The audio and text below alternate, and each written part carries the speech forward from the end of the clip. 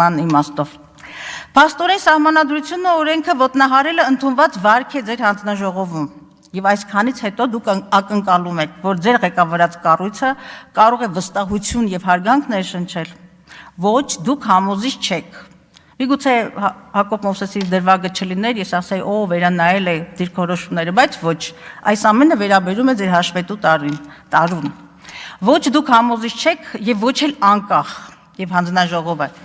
Ինձ եւ հասարակությանը չեք կարող համոզել, թե մի շարք հեռուստաընկերությունների եթերից զրկելու ձեր որոշումները անաչառության եւ անկողմնակալության դրսեւորումներ են։ Բայց հիմա անդրադառնամ այս ամբիոնից 3 հնչած մի քանի ակնհայտորեն մոլորեցնող հաստատումներին։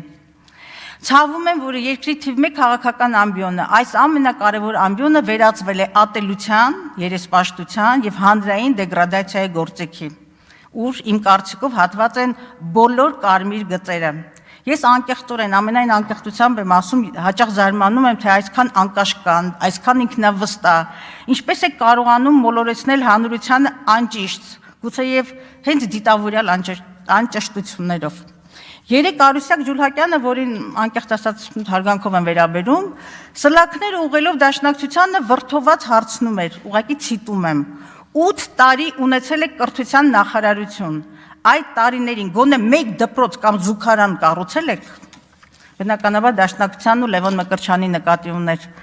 Տիկին Ջուլհակյան, Լևոն Մկրտչյանի նախարարության շրջանում Հայաստանում կառուցվել է 98 դպրոց, ոչ ամբողջական 7 տարվա մասին է խոսքը, 98 դպրոց, որոնցից 64-ը Ռոբերտ Քոչարյանի պաշտոնավարման շրջանում։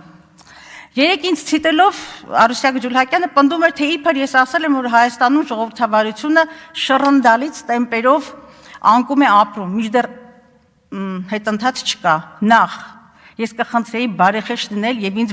վերագրել բառեր, որոնք ես չեմ գործածել, եւ խոսքը բացարձակապես շռնդալիցի մասին չէր։ Այստեղ հենց հիմա ունեմ ձեռքիս տակ, այստեղ չի Արուսյակը, ես կփոխանցեմ ուրեմն այն վարկանիշային աղյուսակը, որտեղ արձանագրվում է միտինգներում արգելված լուսաձայնային ռրանքներ օգտագործելու համար վարկանիշի անկումը։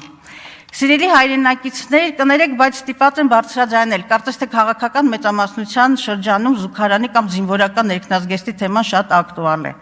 Երեք ազգային ժողովի ամբիոնից ԿԳՄՍ հանձնաժողովի նախագահը Սիսա Գաբրելյանը ամենայն լրջությամբ հայտարարում էր, թե հետևյալ նախադասությունը, որպես ցիտատ, թե 25 տարի օպերայի թատրոնի դերասանները զուգարան չեն ունեցել, ընդամենը վերջերս են առանձնացված զուգարան ունեցել։ Սա ցիտատ է Սիսա Գաբրելյանից եւ ոչ մի ավելորդ բառ իմ կողմից ու նորից եմ դադարում զարմանալ, թե խոսքի ինչ պատասխանատվություն է սա։ Նախ իմ կարծիքով այս կոնտեքստում նսեմացնել ազգային օպերան եւ նրա արտիստներին ուղղակի անթույլատրելի է։ Իսկ ազգային օպերան ոչ թե 25, այլ 90 տարի բոլոր իշխանությունների ժամանակ եղել է մշակութային երևույթ, եղել ուշադրության կենտրոնում եւ 13 այլ մշակութային հաստատությունների հետ այն ամբողջովին հիմնանորոգվել է 2000-ականներին Քոչարյանի իշխանության շրջանում։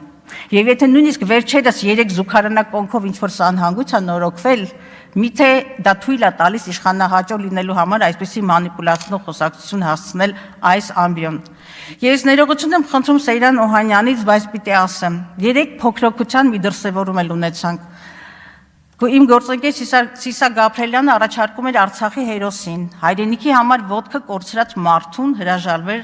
ծառայողական մեքենայից։ Ես բառեր չեմ գտնում։ Իսկ հանրային պառակտումը, կուսակցական գաղափարական տարբերությունների հետ համեմատելը պարզապես հակաքաղաքագիտական է եւ ես դրան չեմ անդրադառնա, վերջին նախադասությունս։ Եվ ուրեմն այն ամենայնիվ ընկերներ եւ գործընկերներ, ոչինչ հավերժ չէ եւ գալու է պատասխան տալու ժամանակը։ Արթուր Խաչատրյան